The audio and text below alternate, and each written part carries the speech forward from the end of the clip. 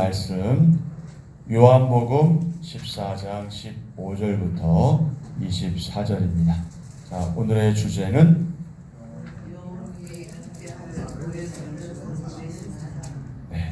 영원히 함께할 보혜사, 즉 성령님을 보내주시는 사랑, 영원히 함께할 보혜사를 보내시는 사랑.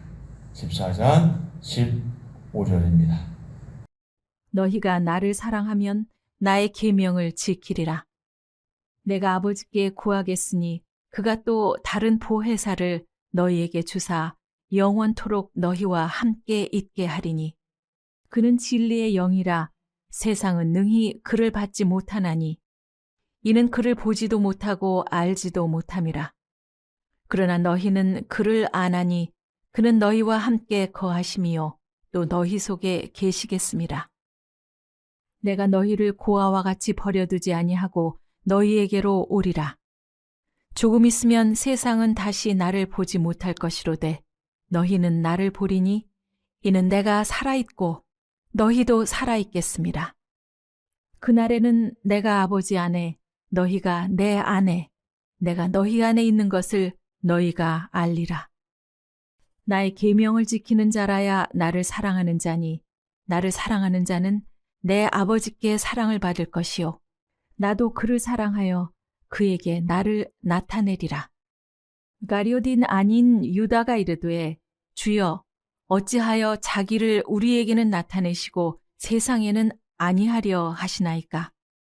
예수께서 대답하여 이르시되 사람이 나를 사랑하면 내 말을 지키리니 내 아버지께서 그를 사랑하실 것이요 우리가 그에게 가서 거처를 그와 함께 하리라. 나를 사랑하지 아니하는 자는 내 말을 지키지 아니하나니 너희가 듣는 말은 내 말이 아니요 나를 보내신 아버지의 말씀이니라. 아멘. 아멘. 영원히 함께할 보혜사를 보내시는 사랑. 자, 15절부터 20절의 소주제는 고와 같이 버려두지 않으심. 21절부터 24절의 소주제는 계명 준수와 사랑. 예수님의 다른 이름은 보혜사입니다. 보혜사. 그런데 16절에서 다른 보혜사라고 말씀하시죠. 다른 보혜사라고 말씀하시는 그 내용은 바로 그분께서도 보혜사이시다 하는 의미입니다. 성령님을 지칭하는 단어죠. 다른 보혜사. 성령님의 사역이 어떤 것인가를 단적으로 보여주는 그런 단어입니다. 그런 용어이죠. 보혜사, 이것은 헬라어에서 다른 사람에게 도움을 베풀도록 곁에 부름받은 자, 그런 의미가 있습니다. 다른 사람에게 도움을 베풀도록 곁에 부름받은 자, 위로자, 상담자, 조력자, 변호사, 심지어 친구, 이런 뜻이기도 하고요. 하나님 앞에서 성도들을 변호하시는 예수님을 지칭하는 말로도 사용되었고요. 다른 보혜사로 오신 성령님은 예수님께서 승천하신 후에 성도들 안에 거하시며 예수님을 증언해 주시죠. 또한 성도들을 특별히 진리 가운데로 이끄시며 장래 일을 알게 하시고 예수님의 영광을 나타내십니다. 요한 1서에서는 보혜사를 다르게 표현하고 있죠. 뭐라고 표현해요? 대언자 이렇게 표현합니다. 만일 누가 죄를 범하여도 아버지 앞에서 우리에게 누가 있으니? 대언자가 있으니 곧 의로우신 예수 그리스도시라. 아멘. 여기서 대언자라는 번역은 보혜사, 그런 의미입니다. 영적 아버지와도 같은 예수님이 떠나가시면 제자들은 고아처럼 남겨지게 되겠죠. 여러분 고아는요, 특별히 구약 시대 때 아주 연약한, 아주 취약한 그런 부류에 속하죠. 세 종류의 사람들이 아주 불우보다는 취약한 약한 자로 분류가 되었는데, 여러분 잘 아시는 것처럼 과부, 그리고 고아, 그리고 나그네, 나그네, 고아, 과부, 이 사람들은 굉장히 그 약한 사람으로 그렇게 인정을 받았어요. 그래서 이스라엘 공동체 안에서 특별히 보호해야 할 대상이었습니다. 모세율법, 신명기에 주로 보게 되면요, 고아를 보호하기 위한 규정들이 많이 기록되어 있는 것을 확인하게 됩니다. 그런데 이스라엘 백성들이 어떻게 했어요? 이 세 종류의 사람들을 그렇게 성실하게 돌봐주거나 보호하지 않았습니다. 심지어 고아들의 경우에는요, 기본 권리마저 보호받지 못하는 경우도 종종 있었습니다. 신약시대 와서 야고보는 이렇게 강조했죠. 환난 중에 고아와 과부를 돌보는 것, 그것이 뭐다? 경건이다. 어떤 경건이다? 참된 경건이다. 그러니까 세속에서 자기를 지키는 것 한 가지, 그리고 환난 날에 고아와 과부를 돌보는 것이, 그것이 참된 경건이다. 다른 말로 말하면 그게 진짜 믿음이 있는 거다, 이렇게 이해도 됩니다. 왜냐하면 경건이라고 하는 것은 하나님을 점점 닮아가는 것이거든요. 요즘 말로 뭐 흔히 영성이다 이렇게 얘기하는데, 영성이란 말보다는 경건이란 말이 훨씬 더 정확한 표현입니다. 이 영성, 참된 경건의 하나가 무엇이다? 환난 중에 누구를 돌보는 것이다? 과부와 고아를 돌보는 것이다. 그리고 이 고아라는 것은요, 비유적으로 말할 때 굳이 말하면 하나님의 돌보심을 받지 못하는 자, 뭐 이렇게 표현되기도 합니다. 자, 제자들은 고아처럼 남겨지게 되는데, 이를 잘 아시는 예수님은 제자들을 위해서 누구를 보내주시도록? 다른 보혜사, 즉 성령님을 보내주시도록 하나님께 간구하십니다. 그 보혜사는 어떤 분이시다? 제자들과 영원토록 함께 하실 분이시다. 그리고 그분은 누구시다? 어떤 영이시다? 진리의 영이시다. 자, 17절. 그는 진리의 영이라. 세상은 능히 그를 받지 못하나니 이는 그를 보지도 못하고 알지도 못함이라. 그러나 너희는 그를 아나니 그는 너희와 함께 거하심이요 또 너희 속에 계시겠습니다. 아멘. 곧 진리이신 예수님을 증언하시는 영, 그분이 바로 진리의 영이신 다른 보혜사 성령님이십니다. 그런데 세상은 진리의 영을 보지도 알지도 못하기에 그분을 받아들이지 못하죠. 이는 참 빛이신 예수님께서 세상에 오셨으나 세상이 악해서, 악으로 인해서 어두워져서 예수님, 참 빛인 예수님을 알아보지 못한 것과도 같습니다. 하지만 예수님을 영접한 자들은 진리의 영을 알고 그분과 동행합니다. 자, 19절. 조금 있으면 세상은 다시 나를 보지 못할 것이로되 너희는 나를 보리니 이는 내가 살아있고 너희도 살아있겠습니다. 그 날에는 내가 아버지 안에 너희가 내 안에 내가 너희 안에 있는 것을 너희가 알리라. 아멘. 그 날에는 내가 아버지 안에 너희가 내 안에 내가 너희 안에 있는 것을 너희가 알리라. 우리 예수님께서는 성령님의 오심과 함께 제자들에게 부활 후에 일어날 일들을 교훈하십니다. 부활하신 주님을 만난다는 것은 그야말로 영적인 사건이죠. 실제로 예수님의 제자들 가운데 엠마오로 가는 2명의 제자가 있었잖아요. 엠마오로 가는 제자들은 주님과 함께 오랜 시간을 걸었잖아요. 그런데 어땠어요? 몰라봤어요. 알아보지 못했어요. 한동안 깨닫지 못했어요.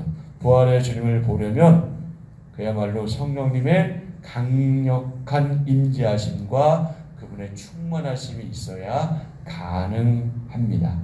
우리가 주님 안에 또 주님이 우리 안에 서로 거하게 되는 거죠. 동시에 그들은 하나님 안에 거하기도 합니다. 하나님과 예수님과 제자들이 서로 하나가 되는 그 사건이 일어나야 하는 거죠. 또 일어나는 겁니다. 시간과 공간은 다르지만 저와 여러분 우리도 성령님 안에서 부활하신 예수님을 만날 수 있습니다. 물론 만난다는 것은 직접 예수님이 이 시간 물리적으로 나타난다 그런 의미가 아닌 거는 이미 아시잖아요.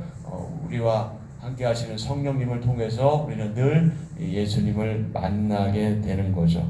그래서 우리와 주님이 하나가 되고 함께 하나님 아버지 안에서 거하는 그런 삶을 살아야 합니다.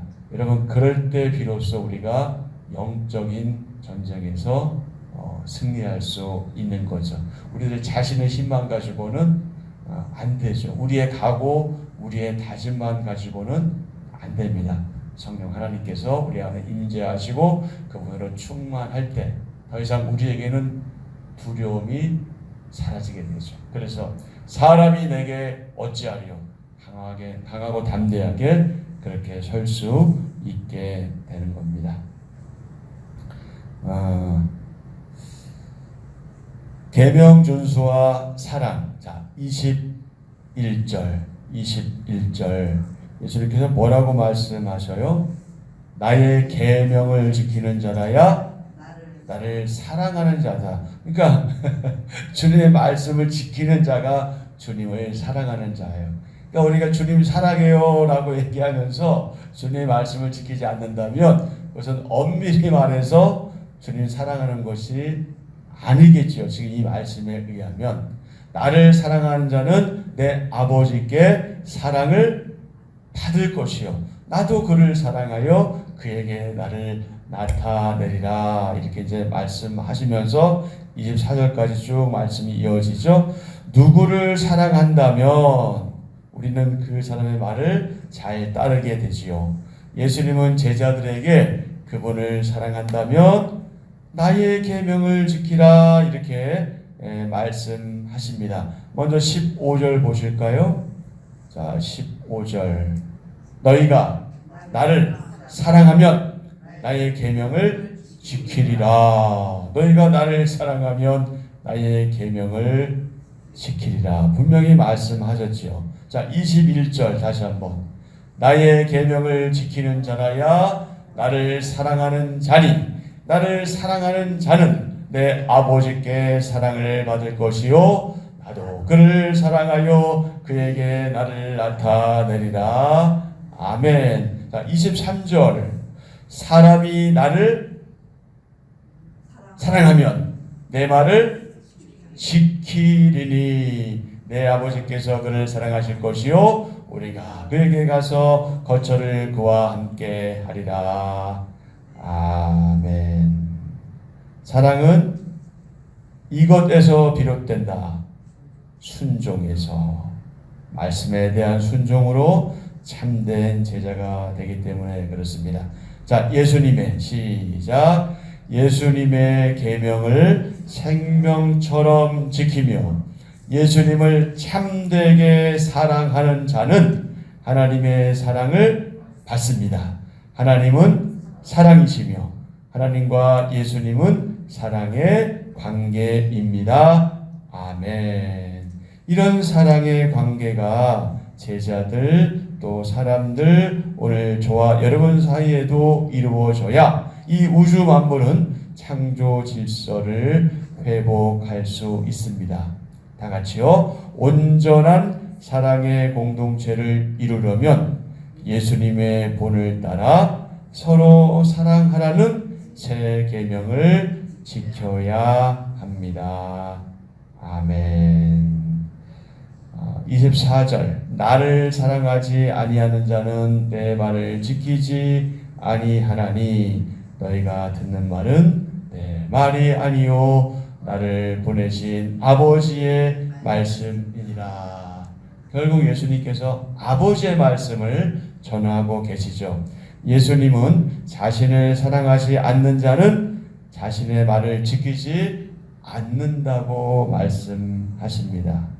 그러면서 10절에서 말씀하신 것. 자, 10절 말씀이 어떤 말씀일까요?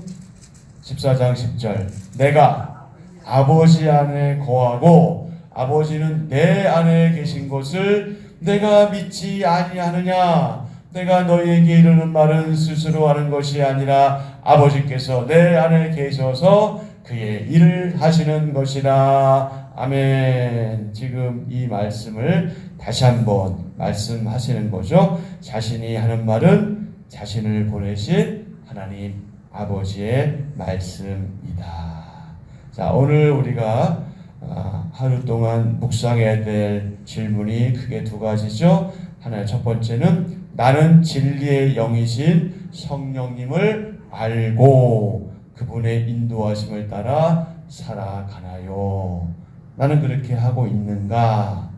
그렇게 하고 있다면 너무 감사한 거고, 하긴 하는데 좀 부족한다면 더 많이 해야 되긴 하겠죠. 자, 이 부분에 대해서 한번 깊이 묵상해 보시고요. 두 번째는 가정이나 일터나 또 우리의 삶의 모든 현장에서 우리가 순종으로 나의 사랑을 표현할 대상은 누구인가요? 이건 사실 묵상할 필요도 없이 답이 나온 거죠. 우리는 누구에게 순종해야 되는지 이미 잘 알고 있습니다. 어쨌든 우리의 삶의 태도가 하나님 앞에서 어떻게 되어야 하는지 다시 한번 깊이 묵상하는 오늘 하루 되었으면 좋겠습니다. 자, 우리 한번 같이 하실까요? 예수님을 사랑하면 계명을 지킨다. 예수님을 사랑하면 그분의 말씀을 지킨다. 즉 어떻게 한다? 두 글자로 뭐 한다? 사랑한다. 그 사랑 안에 뭐가 들어가는 거예요? 순종한다. 그러니까 사랑해야 순종하는 거예요. 사랑하지 않는 순종하는 것은 맹종이죠. 그것은 어쩔 수 없이 해야만 되니까 하는 거잖아요. 여러분, 우리가 신앙생활할 때 어쩔 수 없으니까, 그러니까 말하자면 에휴, 내가 목사니까 해야지, 에휴, 내가 장로니까 해야지, 내가 권사니까 해야지, 내가 집사니까 해야지, 이거 아니라 정말 할 수만 있다면 신앙생활은 기꺼이 자발적으로 하는 게 가장 좋습니다.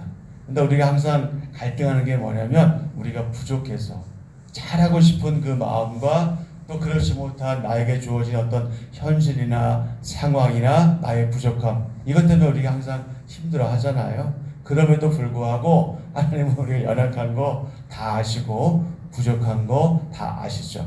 그런 부족함과 연약함이 있을지라도 중요한 건 무엇입니까? 우리의 마음을 하나님께 향하고 어찌하든지 우리가 그분의 말씀을 지키기 위해서 또 순종하기 위해서 애쓰고 수고하고 땀 흘리고 노력하는 거잖아요. 이제 그거를 하나님께서 정말 가상하게 보시는 거거든요. 그러니까 완전하게 우리가 할 수 있는 건 아무도 없어요. 그리고 여러분 그렇잖아요. 여러분이 정말 목사처럼 할 수는 없잖아요. 어떤 면에서 볼 때 최선을 다해서 여러분이 하시는 일을 하시면 되는 거고, 그것이 하나님의 영광을 위해서 하면 되는 것이죠. 근데 중요한 것은 뭐다? 앞에 뭐가 붙는 거예요? 예수님을 사랑합니다. 그러니까 사실 사랑하면 모든 수고를 우리가 기꺼이 감수하게 되잖아요. 근데 사랑하지 않을 때 얼마나 힘들어. 내 새끼하고 남의 새끼의 차이점이 뭐예요? 내 새끼 기저귀 갈아주는 거 어때요? 자연스럽잖아. 왜 그래요? 내 새끼니까. 내 새끼라는 의미는 뭐예요? 사랑하니까잖아. 물론 남의 새끼도 사랑하지만 사실 우리가 솔직히 내 새끼를 사랑하는 것만큼 남의 새끼를 사랑하는 건 아니잖아요. 그럴 수도 없고. 그러나 그럼에도 불구하고 남의 새끼도 사랑한다면 어떻게 되겠어요? 그 똥기저귀 기꺼이 갈아주게 되겠죠. 어떤 봉사, 어떤 섬김 기꺼이 하게 되겠죠. 그러니까 내 새끼, 네 새끼가 이제 우리에게 중요한 것이 아니라 우리 모두는 다 뭐예요? 다 한 가족이잖아. 그러니까 우리 사랑하는 거고, 그래서 기꺼이 우리 주위에 있는 지체들을 위해서 우리가 섬기고 헌신하게 되는 거죠. 여러분, 제가 요즘은 안 하고 있는데 제가 가끔 가끔 화장실을 청소할 때가 있었어요. 그때 그 묻은 휴지를 제가 버리잖아요. 제가 버리는 걸 자랑하는 게 아니라 그것도 너무 이쁘더라고요. 왜 이쁠까요? 저의 사랑하는 지체들이니까. 그런 마음인 것 같아요.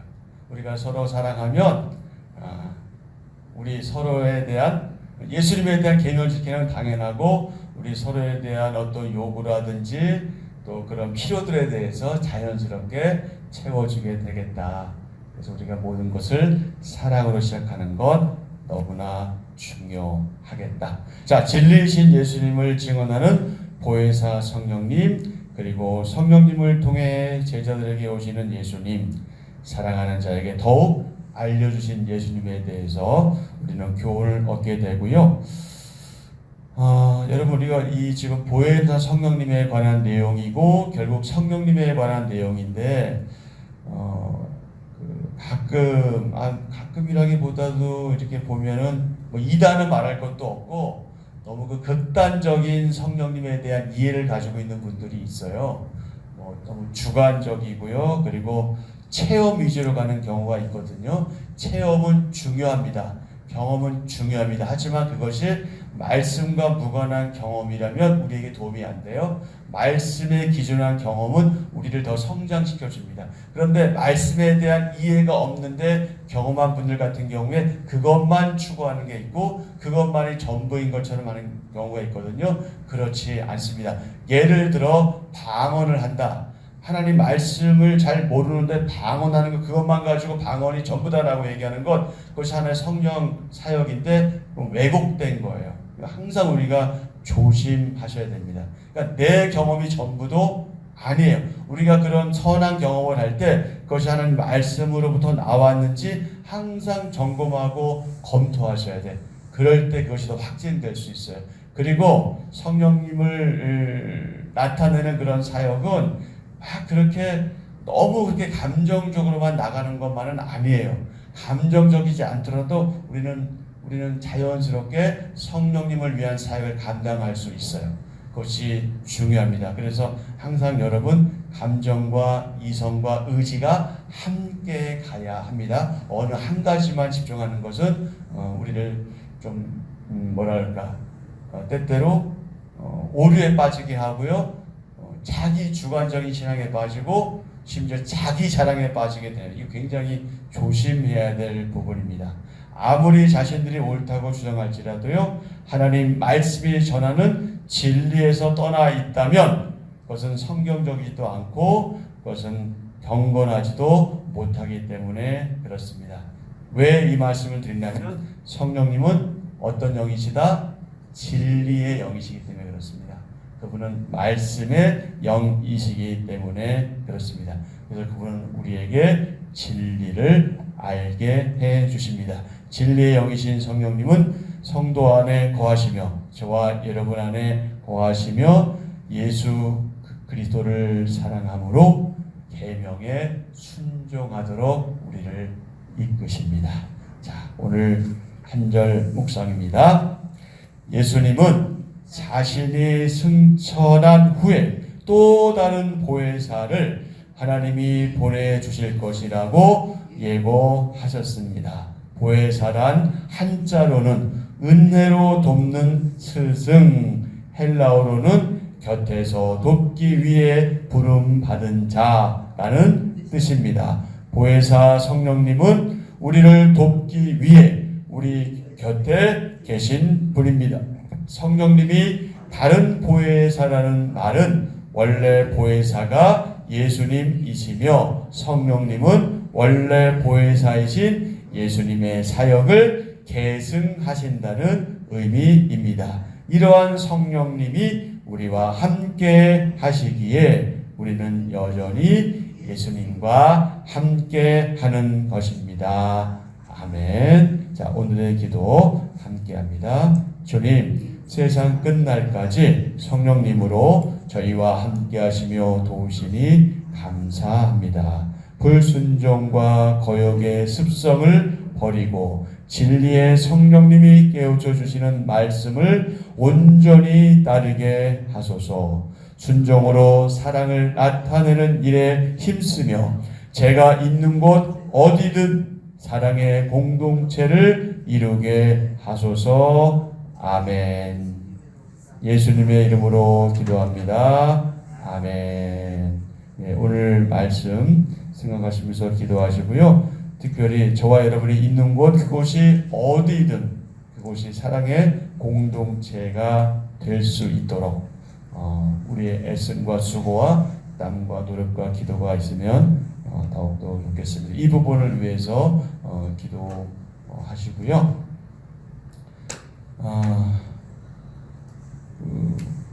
오늘 원수자 권사님 오늘 주사 치료 어제 하신 것 같아요. 오늘도 아마 어제 통화했으니까 오늘은 모르겠는데 오늘도 아마 하시지 않을까 싶고요. 또 우리 홍 목사님 계속 퇴원 후에 지금 그렇게 집에서 또 주님의 은혜만 기다리고 있습니다. 일단은 복수를 좀 뺀 뒤에 좀 상황이 좀 좋아진 것 같아요. 감사하게도. 근데 여러분 아시는 것처럼 일단 복수가 차면 여러 가지 불편하고 힘들잖아요. 이제 강경화로 인한 거라고 하더라고요. 여러분 좀 위해서 특별한 은혜가 있기를 위해서 기도해 주시면 좋겠고요. 또 다른 환우들 생각나시는 분들 위해서 기도해 주시고 우리가 계속 기도하지만 이 정치인들 위정자들을 위해서 정말 그들이 이 국민들을 좀 두려워할 수 있기를 위해서 국민들을 섬기고 국민들의 종복으로 좀 자신의 정체성을 좀 제대로 알고 그렇게 나라와 국민을 섬길 수 있기를 위해서 기도해 주시고요. 오늘 구약 일도가 깨는 날입니다. 하루 종일 일하고 와서 공부하는 분들입니다. 그들의 건강을 위해서 또 평안을 위해서 그리고 말씀을 배우는 또 기쁨을 위해서 또 이 과정을 통해서 또 각 개인들이 성장할 수 있기를 위해서 또 그 성장이 우리 공동체에 또 기여할 수 있도록 모두를 위해서 기도해 주시고요. 여러분 각자의 소원을 아뢰시고 이렇게 하루 일정 시작하시면 되겠습니다.